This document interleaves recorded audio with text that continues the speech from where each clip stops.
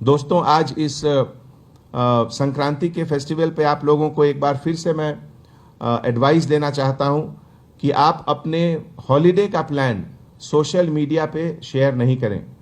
WhatsApp पे, social media के दूसरे प्लेटफॉर्म पे, फेसबुक पे कुछ लोग अपना प्लानिंग शेयर करते हैं और इसी तरीके से उनका इंफॉर्मेशन बाहर लीक होता है और फिर क्रिमिनल को पता चलता है कि ये घर इस तारीख को खाली है, जिसमें कि वो चोरी करने का कोशिश करते हैं।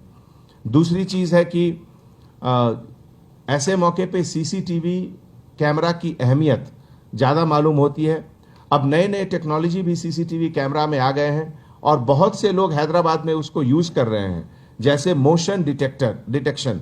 अगर आप सीसीटीवी कैमरा ऑन करके बाहर चले गए और घर में अगर कोई मूवमेंट आपका हुआ, कोई अचानक आदमी कोई घुस गया, तो आपको उसका मैसेज आपके सेलफोन पर आ जाएगा। पुलिस स्टेशन में अगर आप चाहें तो वहां भी मैसेज चला जाएगा।